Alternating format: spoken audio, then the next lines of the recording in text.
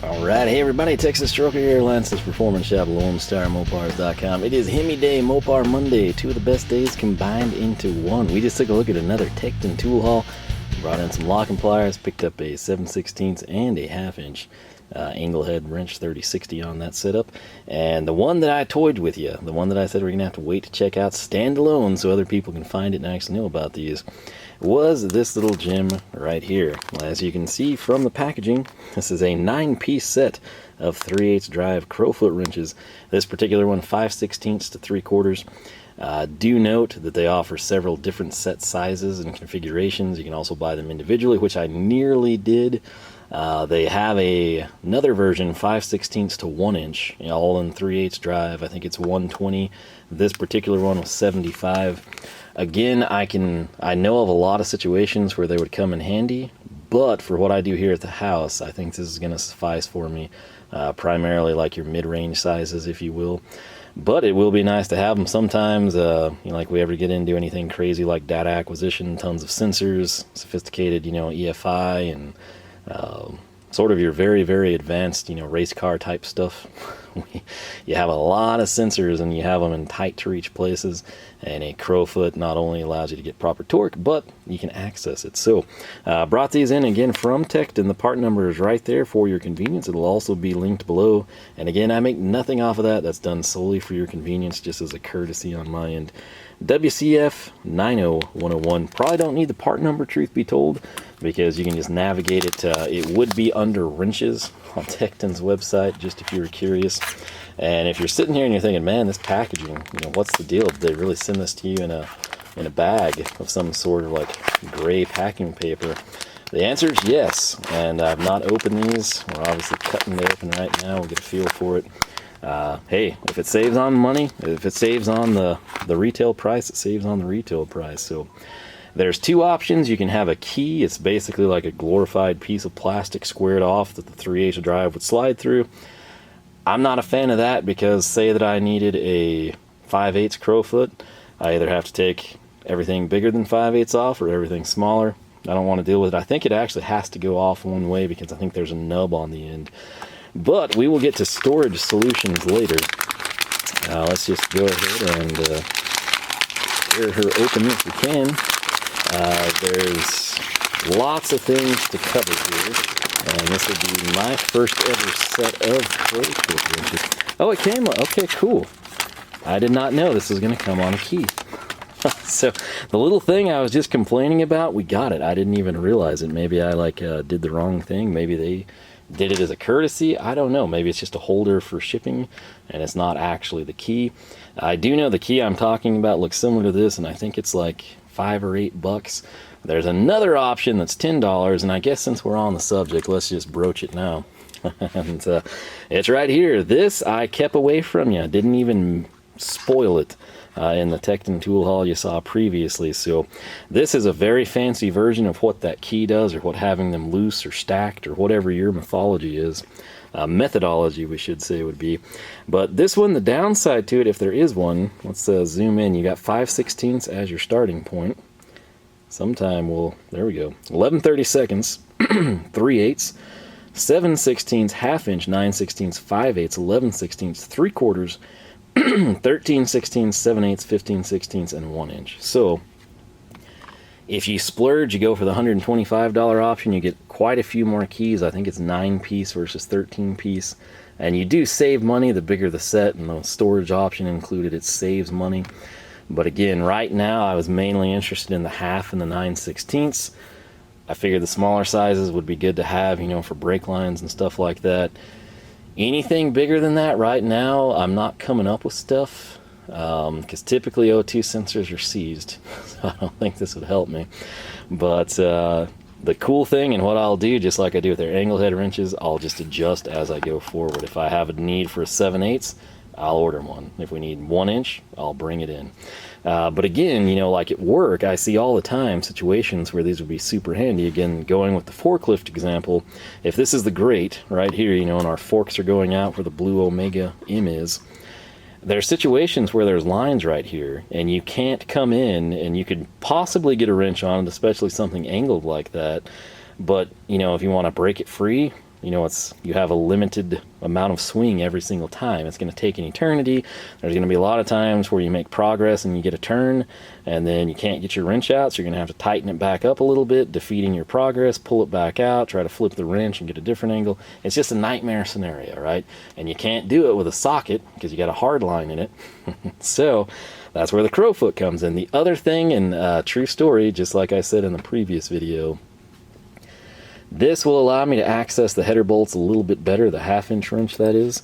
And what it doesn't allow me to do is torque them. I can't come in and use the torque wrench with a socket on a lot of them because they're occluded. You know, you got the header primary tubes coming off and you've got limited access and you can't fit a socket in. So what do you do when you need to torque a fastener and a socket's not an option? Well, the solution is a Crowfoot. So what is a Crowfoot, if you did not know? Well, they're all right here for your viewing pleasure. And I don't know if this is the key or not. I'm guessing this is like a vacuum cap. Let me actually take a gander at it. And oh, buddy. Okay, so yes, this is not the key. This is just how they ship, which you could totally use. But luckily I didn't drop any of them. I just had like the plastic cap fly off here. So that's a cardboard tube. That is not the key. If you hate this, or you would prefer a key structure like that, it's available. You can do it standalone. If you were like me and you're going to buy 2 of these, 1/2, 9/16, you can get the key, you can get the rack, do whatever you want to do. I'll try to remember the link to those. But what we want to do is take a look at these. So we're going to drop in, we got 5/16, we got 3/8. If you're noticing, one side here has a stub stick out a little bit farther. So when I'm flipping this, I'm placing it down and the stub then rests on this black pedestal. Let me actually zoom in, you can see that a little bit better. So right here, we'll just randomly pick this one. We've got, man, the chrome, matte chrome is so easy to work with. Tekton, and then there's a part number in USA. We're not even going to try to read the part number. 7/16 is etched right there. So 7/16 corresponds with 7/16, and again, place it like that. You can't do it this way. Well, you can, but it just sits poorly. So what we're doing is correct. It looks great. We're gonna, obviously, if you haven't figured it out, we're gonna showcase 3/4 because it's the biggest and therefore the easiest for you to see. So right here, this is our 3/4 Crowfoot wrench. Let's zoom back out. You can see the 3/4 beautifully there. Selling point here on these Crowfeet, what's special about this?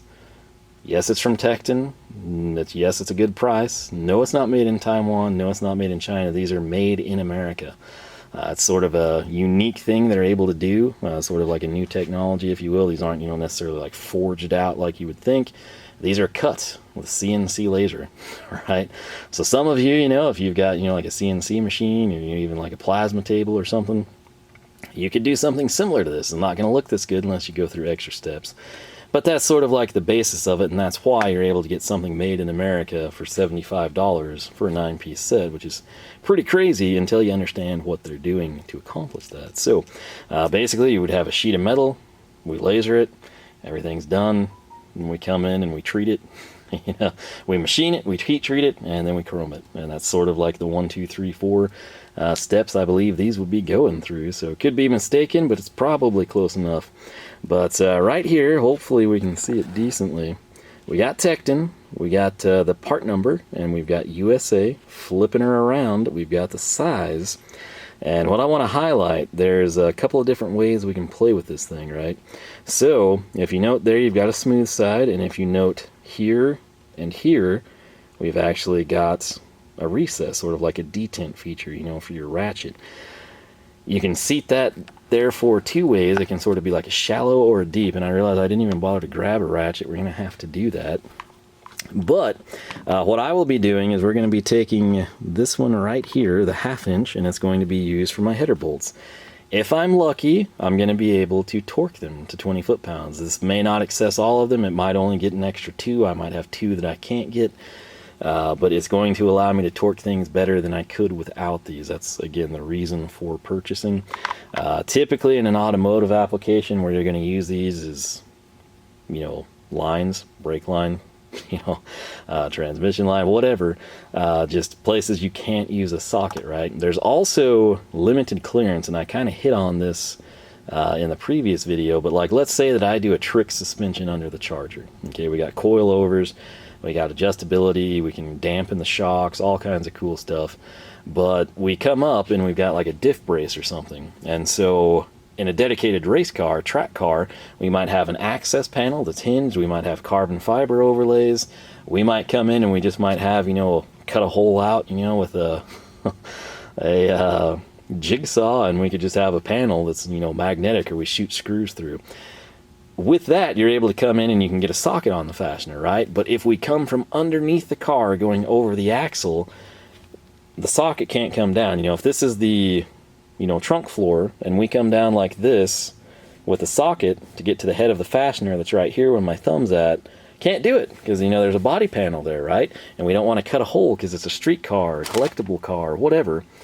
We're then faced with a situation where we've got limited access up top. So you're thinking, hey, stubby wrench, just get it, man. You know, here's the deal. You get your stubby wrench up there, right? Number one, you're never going to be able to achieve proper torque. You can get close by hand, you know, sort of a feel and experience thing. But if we come in and we try to tighten it, it's just like I described earlier. You know, you've got tight quarters, so we're unable to make a full turn with the wrench. And in many cases, we have to back off the fastener to pull the open end of the wrench off, turn it around, get an angled wrench, whatever, to get back in and turn it again. It's basically a very, very slow and inefficient way to tighten a fastener or loosen it, depending on what we're doing. With the Crowfoot, we're able to come in. We've got our drive end out here where there is hopefully no obstruction. If not, you can do some weird things. But we're able to come in and you can use this open end, and it's just going to ratchet for you. That's the beauty of it, right? So what I'm going to do is grab a ratchet for you, check these text messages, and we will go about wrapping this up. Alright, so we are back. I brought some of my favorites out here for us. This is pretty much what I believe a great ratchet should be in Stahlwille. And if we spin it around, you get a feel for what we're doing, right? If I am the fastener, note I'm not making any progress. Now I'm spinning it, but check it out, we break back. This maintains position, whereas with a wrench, we're constantly having to make the full turn, pull out, come back, reposition. Now we're sort of, you know, killing two birds with one stone.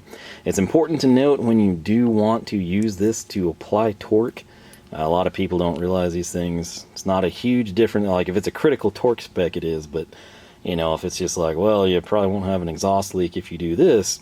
Keep in mind, if you want it to be textbook, you want something about like this, roughly 90 degrees. The closest you can get to 90 is the best. Now, many times with tight quarters, you know, clearance issues, header installs, for example, can't maybe get true 90. You know, you need to calculate your angle, or if you're able to do a few and you sort of have a feel for what it is and you put, you know, your angle wrench or a box end on it and you're like, okay, it's about this much grunt into 20 foot-pounds, you can feel it out. If you have exhaust leaks, you just compensate, right? But the goal is, for me anyway, to be able to use these to hopefully torque a few more header bolts. Now, that was with the detent all the way. As you can kind of see if I orient this, we've got the ball detent, we've got where the hole was drilled, and we're pressing this down. That's going to basically just set the Crowfoot right there on the body of our ratchet. Case in point right here with our SK. We'll click here around. We're going to do the exact same setup here. So we're going to have the detent, this time facing out. Boom. Again, these profiles here make a difference. This is where, you know, a lot of times, you know, people are like, oh, well, you know, hey, you don't need that. You don't need that low profile ratchet. Just get a regular one. These are the instances where you do. And I instantly regret putting that on a non-quick release ratchet, but hey, we're about to do it again with the Hazet because I want to highlight this. Spoiler alert, while I set this up, this little guy right here, I took around and did the entire fence at my mom's house. 3 lag screws per post, you know, 3 per side, I should say, so 6. It's a pretty big fence on an acre lot, so yeah, this guy got quite a bit of use this past weekend. But what I want to do now is where that was previously setting down and very difficult to remove, I can come in and use the smooth side of the Crowfoot and just have like light retention, I guess is what you would call that. Same setup here, but now, and the big selling point if you don't have a quick release, this is much easier to get off, believe you me. So, case in point, the quick release, even going max detent here with the Stahlwille, you know, which again, you know, that's great if you're tight and you don't want to drop the Crowfoot down, especially like aviation stuff since we have a Stahlwille. But watch this. I press down, super easy. Pro tip, if you're not in critical dire straits, get a quick release. So this is a Tekton product though, so I figured we'd go back and grab one of my Tekton swivel heads here, one of my first Tekton tools actually. And what we want to do here, this is quick release, which is great. So we're going to go full detent with this guy right here. I would place it in this point. And what this would allow, again, you're not going to get proper torque necessarily, but you could gain access. If you're just trying to break free a bell housing bolt or something, this could be what does it. Weird little things like this that look idiotic make your life that much easier and save you a ton of time and headache. So that is that though. That's kind of the nuts and bolts of this setup, right? So obviously you can do dorky weird things like this and take pictures and freak people out, but that's the Crowfoot. It's not something that you're going to use often for the average person. Now, if you do anything with, say, like hydraulic lines, you're probably using these all the time. And if you're looking for a new set of Crowfeet wrenches of specific size, or just want to try something new because you hate your imported ones, made in America, 100%. Again, basic procedure, picture a sheet of metal, we laser cut it, we machine it, we harden it, and then we come in and we chrome it. So that's kind of it. And again, truly 100% made in America, which is awesome. And that's also, again, how the price point can be such at a budget-friendly pace. So if I were to want German Crowfoots, right, I'm probably looking at like 32 plus per individual one. And then it's a question of if they even have the SAE size I need and how long I'd have to wait. So made in America, I'm going to give them a go. I've been very happy with my 9/16 angle wrench. Hopefully these will serve me well too. But yeah, that's about all I got for you. Again, I wanted to have a standalone on these just so you know they're out there. If we come down and we take the little guy, the 5/16, again, think of like brake lines and stuff like that here. Tekton, to my knowledge, does not have like a flare nut set yet. It would be really cool if they do that. Maybe it's in production or development or something. But that way you get like a little bit better of a grip, right? You're not going to round things off as easy. But these are sort of, again, you either use these all the time in your line of work and it's necessary, or it's going to be like a sort of once in a blue moon type of a thing. But when you have them, they're awesome and they save you a ton of time. So I'm hoping it's $75 well spent. I paid another $10 for the stand. Obviously, if card just timed out on me, but obviously if we run into situations where I need the bigger sizes, we can have the rack already in place. I should tell you, if you do this stuff, you know, if you're like a heavy equipment operator, maintenance mechanic I should say, if you work on forklifts, hydraulic lines, construction equipment, that type of stuff where these are an everyday, you know, necessity, not only do they have the 3/8 set from 5/16 to 1 inch, they get massive. I mean, when you go to 1/2 inch drive, you can take these things upwards of 2 inches. So again, you kind of know your unique setup, what you use on the daily. Are they right for you? If you're interested in them, give them a go. Let me know how you like them. But again, my hope and dream is that this 1/2 inch comes in super handy right now, and I can at least torque a few more fasteners. I'm weird like that. I try to do things to spec. And we've got pretty nice arsenal here with the Crowfoot and the angle head wrench. We'll see if we can access everything. But this card's about to time out again. I don't want that to happen. Do hope you enjoyed this. RAM Revival, you should see these in use if you're looking for instant gratification. Look for the header install. But LoneStarMopars.com is the website. You can find us online, Facebook, Twitter, and Instagram at Lone Star Mopars. I hope you have yourself a fantastic weekend. If you've used these, let me know what you think of them. If you use Crowfeet on the regular, what brand are you using? How are they holding up? With that said, I got a few seconds here, so let's have yourself a great weekend, and I will catch you back here for the next video from the shop.